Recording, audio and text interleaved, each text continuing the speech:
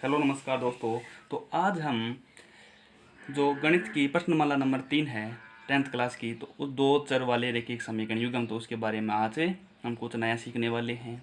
ठीक है, तो अब हम स्टार्ट करते हैं दो चर वाले रैखिक समीकरण युग्म। ठीक है, तो देखिए कि हमने जो पिछले प्रश्नावली में पढ़ा था कि एक चर वाले रैखिक समीकरण वो किस प्रकार का होता था, ax प्लस बी बराबर क्या होता था, 0। देखो वो तो बहुपद था, और देखो बहुपद में तो हम रखते हैं पी एक्स बराबर ए एक्स प्लस बी ने रखा था। ठीक है, और इसमें समीकरण में क्या होगा, ए एक्स प्लस बी बराबर हमारे पास क्या होगा, 0 रहने वाला है। और अब हम चर्चा करने वाले हैं दो चर वाले रैखिक समीकरण युग्म। ठीक है, अब देखो पहले तो हम देखेंगे दो चर देखो किस प्रकार होने वाले हैं कि माना एक तो मैंने मान लिया भाई ए एक्स है, और एक हमारे पास आएगा बी वाई, और एक हम या फिर बराबर मान लेते हैं सी, या फिर प्लस सी बराबर क्या होता है, 0 होता है। तो दो चर यानी एक तो एक्स हो गया और एक हो गया वाई, तो ये हो गए दो चर। तो A X plus B Y plus C बराबर होने वाला है 1 0। अब देखिए समीकरण युग्म क्या कहलाता है, समीकरण युग्म यानी कि इन्हीं चरों में दूसरा समीकरण हो, इन्हीं चरों में दूसरा समीकरण किस प्रकार होगा, A X plus B Y plus C बराबर 0। अब देखिए ये समीकरण और ये समीकरण दोनों तो सेम है, ये तो नहीं हो सकता। ठीक है, अब देखो हम किस प्रकार करते हैं, जो इनके जो जो निरपेक्ष अचर हैं, है ना, तो अब इनको हम क्या करते हैं, ये जो सापेक्ष अचर हैं, अब इनको कुछ हम मान देते हैं, जैसे ए वन है और ये बी वन है, और ये हो गया सी वन, यहाँ पे ए टू, यहाँ पर बी टू, और यहाँ पर सी टू है। क्या है यहाँ पर, सी टू है। तो ये हमारे पास हो गए समीकरण युग्म। अब हमारे पास जो भी क्वेश्चन आएगा उसमें ए वन का मान अलग होगा, बी वन का मान अलग होगा, और ए टू का, बी टू का, सी टू का मान क्या होगा, अलग अलग होगा, और हमें इनको हल करना है। ठीक है, अब देखिए हम इनको हल किस प्रकार करेंगे, एक तो हम करेंगे इसे ग्राफीय विधि से हल, किससे करेंगे, एक तो हम ग्राफीय विधि से, और एक हम करेंगे बीजगणितीय विधि से, बीजगणितीय ठीक है विधि से हल करने वाले हैं। देखो बीजगणितीय विधि में भी मतलब हमारे पास आएंगे जैसे कि वज्रगुणन विधि, प्रतिस्थापन विधि, विलोपन विधि, इस प्रकार की आएंगे। ठीक है, और ग्राफ ये जो तो हम ग्राफ बनाकर और हम इसका जो सिद्ध है वो आंसर दे सकते हैं। ठीक है, अब देखो ग्राफीय विधि से हमें उत्तर देने के लिए क्या करना होगा कि हमें पहले जो इनके जो भी ये रेखाएँ हैं, समीकरण इकाएँ हैं, उनके बारे में अपन को थोड़ा सा पहले जो सामान्य ज्ञान वो लेना होगा। ठीक है, वो किस प्रकार रखेंगे, जैसे कि हमारे पास ये दो समीकरण है, तो उनका जो हल है वो किस प्रकार हो सकता है, और इनकी जो भी मतलब जो इस ग्राफ में जो रेखाएं आने वाली है उनकी प्रकृति क्या होने वाली है, तो इसका भी हम थोड़ा सा साथ साथ में चर्चा कर लेते हैं, क्योंकि हमारा जो इंट्रोडक्शन है इसके अंदर हम वो बात कर लेते हैं। देखिए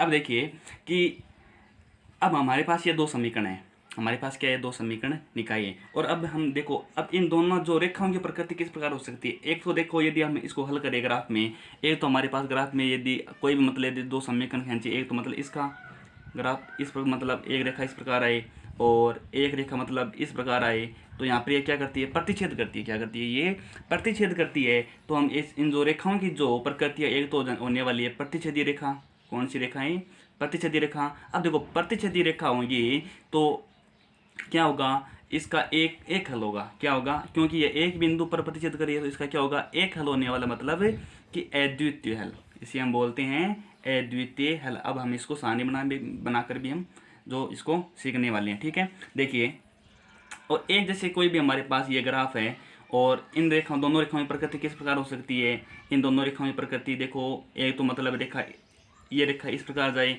और जो इस समीकरण की जो रेखा है वो किस प्रकार जाए, इस प्रकार जाए, तो ये दोनों क्या है, समांतर है, दोनों क्या है, ये समानांतर है। तो समानांतर है तो देखो ये मतलब कहीं पर भी ये टच नहीं करने वाली है, तो इसके क्या है कि अनेक हल होने वाले, क्या होने वाले, इसके अनेक हल होने वाले हैं। ठीक है, सॉरी अनेक हल समांतर में नहीं होते, समांतर में नहीं होने, इसके कोई भी हल नहीं होगा, इसका कोई भी हल नहीं होगा, क्योंकि ये मतलब कहीं पर भी टच नहीं करेगी, तो इसका है वो कोई भी हल नहीं होगा। ठीक है, और देखिए जैसे कि ये हमारे पास कोई ग्राफ है, और इसमें एक रेखा तो मतलब इसकी मैंने ये खींच दी, और दूसरी भी मतलब इसी प्रकार है, यानी उसी पर ही मतलब क्या हो, मतलब संपाति हो, क्या बोलते हैं हम इसको, संपाति बोलते हैं, संपाति हो, तो इसके क्या होने वाले है, इसके अनेक हल होने वाले हैं। क्या होने वाले हैं? इसके अनेक हल होने वाले हैं। ठीक है, अब देखिए मैं इसका एक जो इसकी तुलना करके हमें जो ये ग्राफ बनाना है वो किस प्रकार बनाएंगे, और इन जो रेखाओं की जो प्रकृति है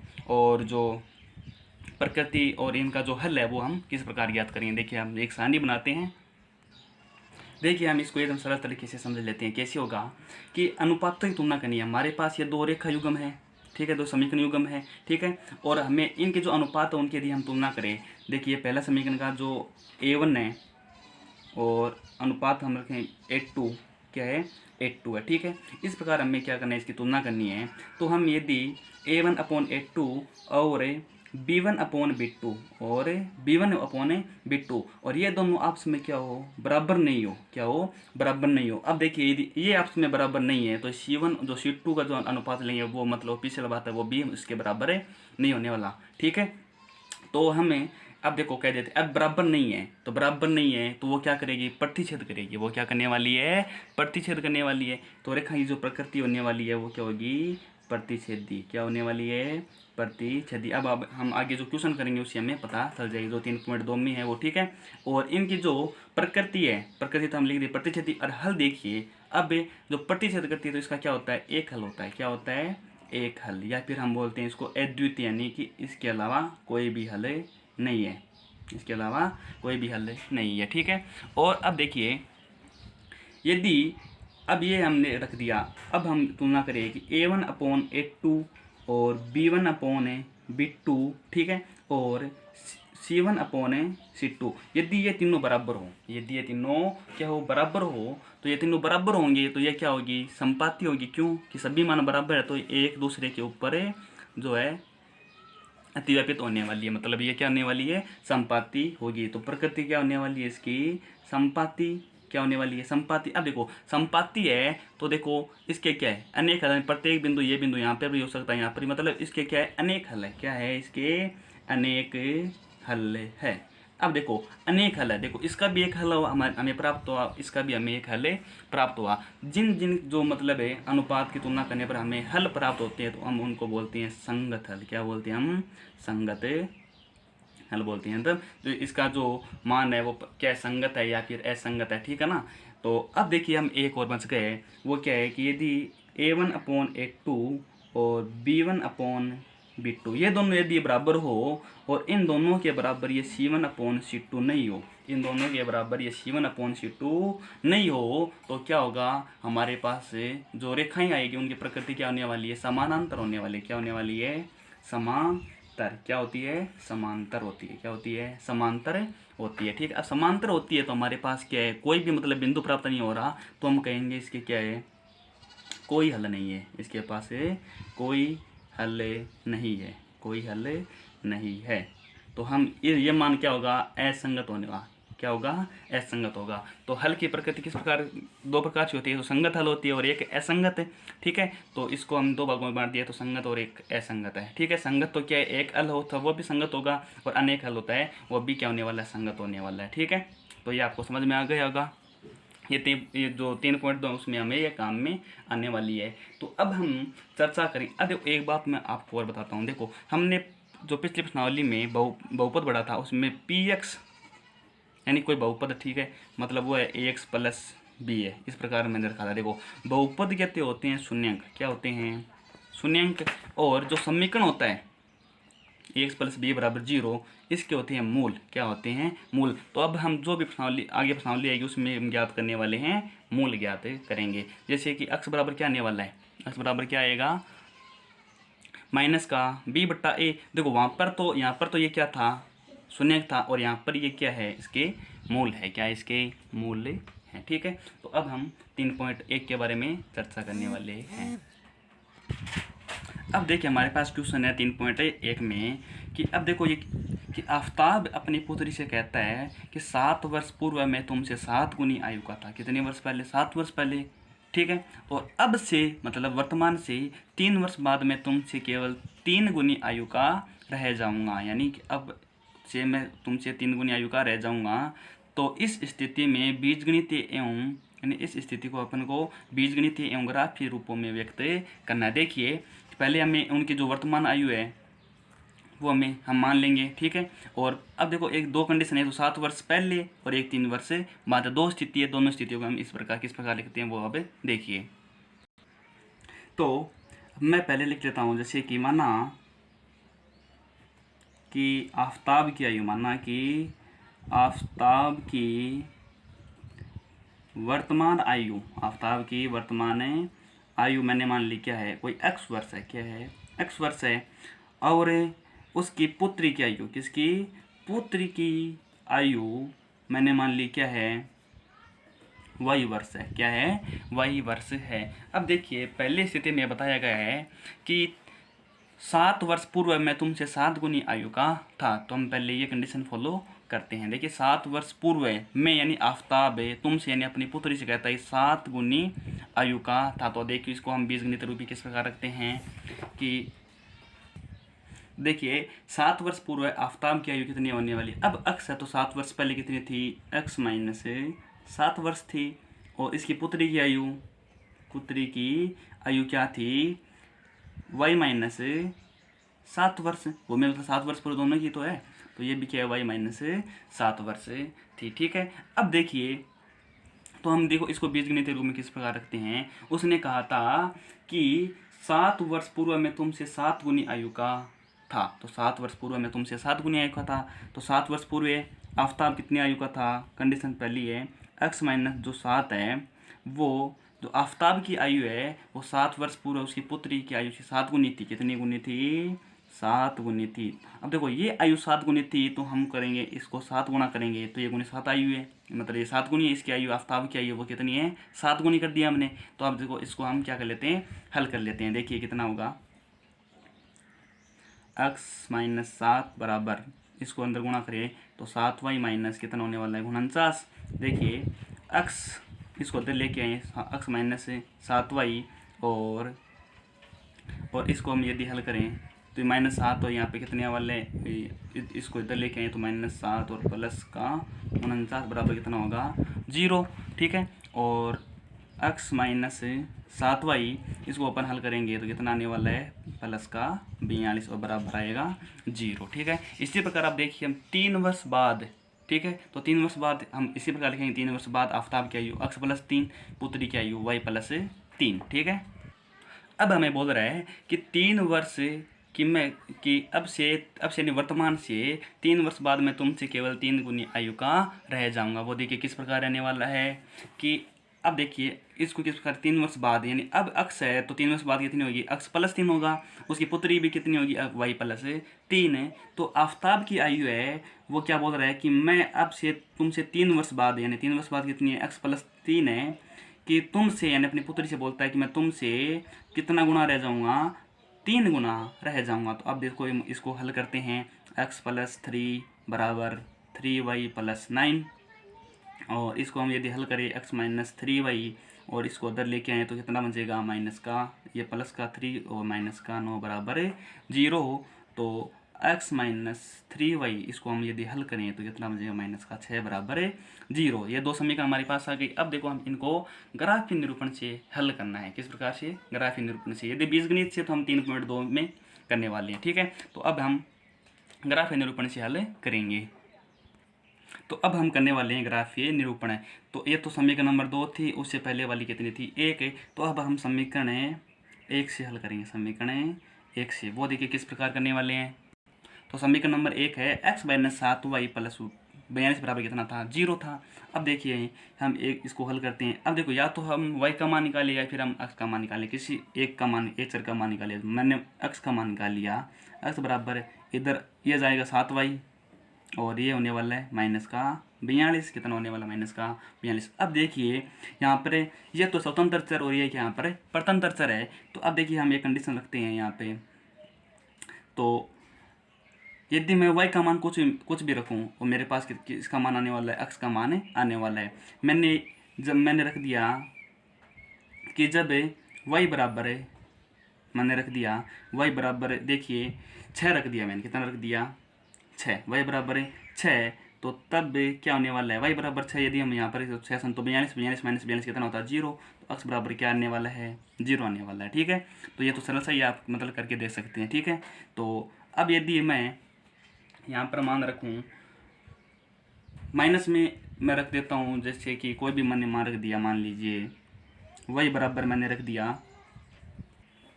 y बराबर मैंने रख दिया 5 रख दिया, तो ये y बराबर हम यहाँ 5 रखे तो 7 पंजो 35 होगा, और 35 माइनस 42 से तो कितने बचने वाला है, 42 माइनस कर जाते हैं तो हम क्या पर बचेंगे, तब x बराबर बचने वाले हैं -7। कितने बचेंगे, -7। ठीक है।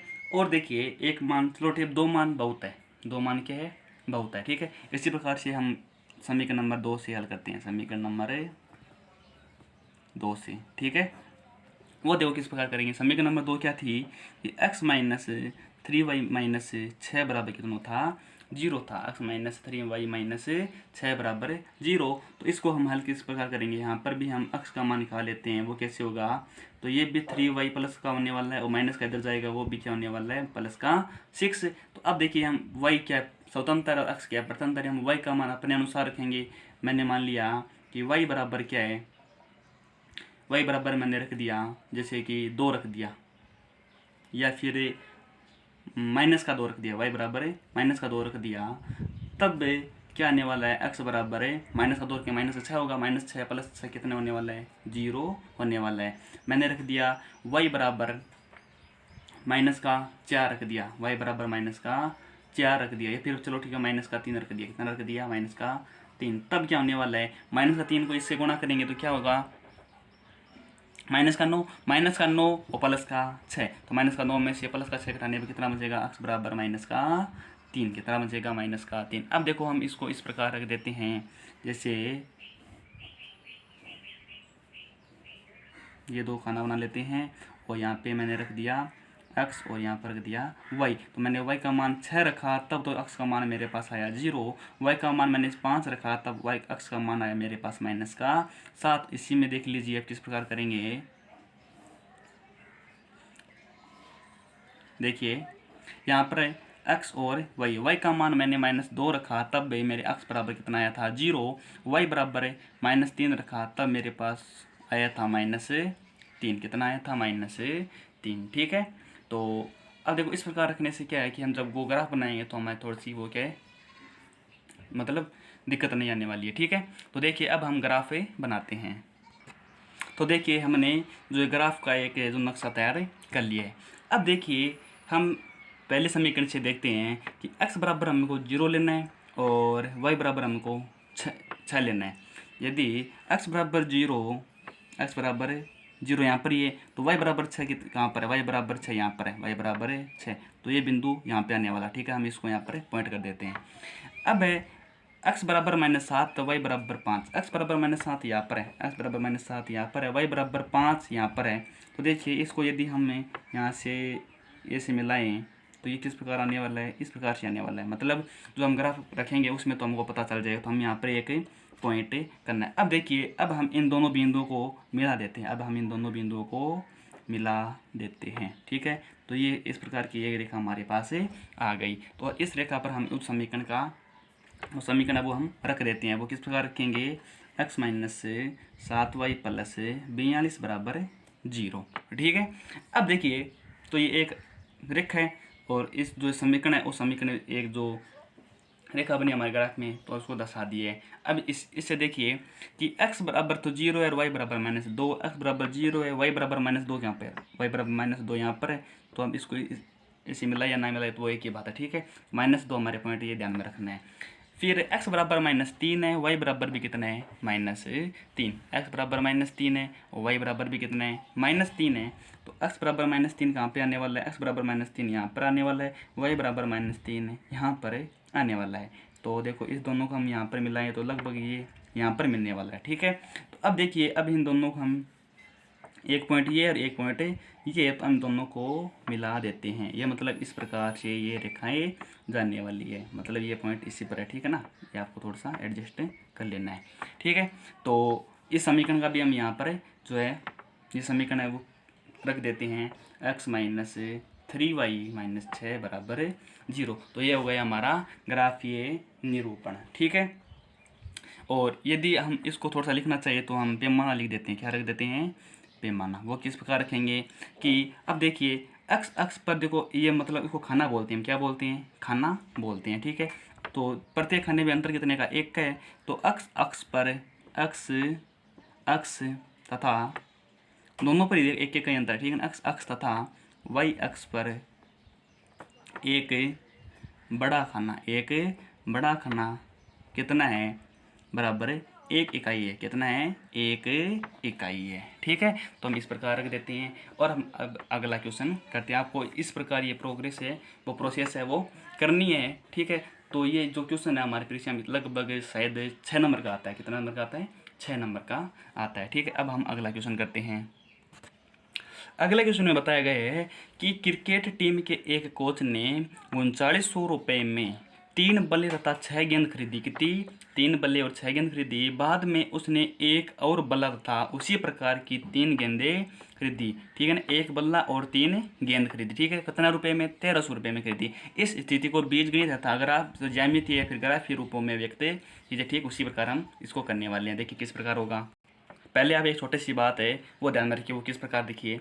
अब देखो 3900 रुपये में 3 बल्ले तथा 6 गेंद खरीदी। अब 3 बल्ले है, यदि हम इन 3 बल्लों को उनके मूल्य से मतलब गुणा कर दे और इन 6 गेंदों को उनके मूल्य से गुणा कर दे, फिर इनको जोड़ दें तो मतलब इन रुपये के बराबर आने वाला है। इसी प्रकार हम एक गेंद का जो मूल्य है वो और 3 गेंद का जो मूल्य है वो, इनको यदि आप जोड़ दें तो जोड़ने का जो भी मतलब जो मूल्य आएगा वो 1300 रुपये के बराबर ही होने वाला है। ये बात आपको हमेशा याद रखनी है, रुपये के बराबर रुपये होगा, ठीक है। तो ये आपको ध्यान में रखना। देखो मैं आप करता हूँ किस प्रकार है। तो देखिए मैंने रख दिया है कि मैंने मान लिया कि बल्ले की जो कीमत है वो कितनी है, एक्स रुपये है, और गेंद की कीमत है, फिर गेंद का मूल्य तो एक ही बात है, ठीक है। तो वो कितना है, वाई रुपये है। अब देखिए हमें बताया गया है कि पहली कंडीशन है उसमें बताया गया है कि हमें खरीदना है 3 बल्ले और 6 गेंद, कितने बल्ले, 3 बल्ले और 6 गेंद। तो हम रख देते हैं कि 3 बल्लों का मूल्य और 6 गेंदों का मूल्य। देखिए तो मैंने ये मतलब लिख दिया है। जैसे कि 3 बल्लों का मूल्य है 3x, यानी कि मतलब गुणा कर दे। अब जैसे हम पहले से पढ़ चुके हैं कि मतलब एक पेन का 5 रुपये है, 2 पेन का कितना होगा, हम इसको गुणा करते हैं ना तो कितना होता है 10। उसी प्रकार 3 बल्लों का मूल्य है एक, मतलब एक बल्ले का जो मूल्य है वो x रुपये है, तो 3 बल्लों का कितना हो जाएगा 3x। उसी प्रकार 6 गेंदों का मूल्य है 6x, ठीक है। और कुल मूल्य इतना। तो हम देखो इसको किस समीकरण रूप में किस प्रकार रखेंगे। तो हम बीजगणित निरूपण करेंगे इसका। तो हम रख देंगे 3x, प्रश्नानुसार कर देंगे हम 3x प्लस और नहीं 6y, यहाँ पर कितना है 6y है, ठीक है ना, क्योंकि गेंद का मूल्य कितना है वाई रुपये। तो 6y बराबर कितना होने वाला है 3900। इसको समीकरण हम देते हैं एक। इसी प्रकार जो एक के आगे बात और कही गई है कि एक बल्ला तथा 3 गेंद कितने रुपये में आती है, 1300 रुपये में आती है। तो वो मैं इसको लिख देता हूँ।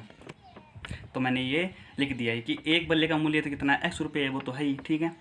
और 3 गेंदों का मूल्य कितना होने वाला है 3y रुपया, ठीक है। कुल मूल्य कितना है 1300 रुपये में ये क्या है दिया गया है। तो हम इसको जो बीजगणित के रूप में किस प्रकार रखेंगे। देखिए अब कुल मूल्य मतलब जोड़ना ही तो है, तो x प्लस 3y बराबर कितने आने वाला है 1300, ठीक है। ये समीकरण नंबर हो गई 2। अब हम इसको ग्राफीय निरूपण में हल करने वाले हैं, दर्शाने वाले हैं। अब देखिए ग्राफीय निरूपण के लिए, ग्राफीय निरूपण, ठीक है। तो देखिए कि 3x प्लस 6y बराबर 3900 है। अब देखो थोड़ा सा हम हल करें। यदि पूरी समीकरण में 3 का भाग जा सकता है ना, तो हम 3 का भाग दे देते हैं। तो कितना आएगा, 3 का इसमें भाग दे दे तो कितना आएगा x आएगा, यहाँ पर कितना आएगा 2y आएगा, यहाँ पर कितना आएगा 1300 आने वाला है, ठीक है। अब हम एक चर का मान निकाल लेते, कोई भी मान निकाल लेते, जैसे कि चलो x का मान निकाल लेते हैं। और 1300 माइनस कितना होने वाला है 2y होने वाला है। तो देखिए कि यदि मैं y क्या यहाँ पर स्वतंत्र y का मैं कुछ भी मान रख सकता हूँ। तो y बराबर यदि मैंने मान लिया तो 1300 है, तो 1300 लगभग यहाँ पे मैंने रख दिया 600 रख दिया। कितना रख दिया 600 रख दिया, मैंने रख दिया y बराबर 600 रख दिया। तो इस 600 को 2 से गुणा करने 1200, ठीक है। तो तब x बराबर कितना आने वाला है 1300 में से 1200 उठाने पर कितना बचेगा हमारे पास 100 बचने वाला है। कितना बचने वाला है 100। और एक हम मैं रख देता हूँ y बराबर मैंने रख दिया, यहाँ पे रख दिया मैंने 400। कितना रख दिया 400, कितना रख दिया 400। तब या फिर 500 रख देते हैं, ठीक है, एक ही बात है। तो x बराबर कितना आएगा 4 दूनी 8, और 800 1300 में से 800 उठाने का कितना बचेगा 500 बचने वाला। कितना बचेगा 500। अब हम समीकरण 200 भी हल कर देते हैं। तो अक्स का मान यहाँ पे हम निकाल देते हैं, जैसे कि 1300 माइनस कितना होने वाला है 3y। तो अब देखिए y स्वतंत्र है तो हम y का मान कुछ भी रख सकते हैं। यदि y बराबर है, अब यहाँ रख देते हैं, यदि मतलब सभी जगह रखना है, यदि y बराबर है, मैंने रख दिया 1200, 1200 नहीं, मैंने रख दिया, चलो हम यहाँ पे 400 रख देते हैं। कितना रख देते हैं 400। तब x बराबर कितना आएगा हमारे पास, क्योंकि 4 3 12 और 13 में से 12 घटाने पर कितना बचेगा 100 बचने वाला है। और y बराबर यदि मैंने रख दिया, यहाँ पर रख दिया 300, रख दिया, कितना रख दिया 300, तब x बराबर कितना आएगा 900, और 900 और 400 कितना होता है 1300। तो कितना बचने वाला है यहाँ पर 400 बचने वाला है। अब ये दो मान बहुत है, अब इसको हम एक सारणी के रूप में रख देते हैं। वो देखिए कि जब मैंने x और y का मान निकाला, मैंने किसका रखा y का रखा, y का मैंने 400 रखा, तब मेरे पास x का 100 आया। y बराबर मैंने 300 रखा, तब मेरे पास x बराबर कितना आया 400 आया। और इसी प्रकार हम इसमें भी रख देते हैं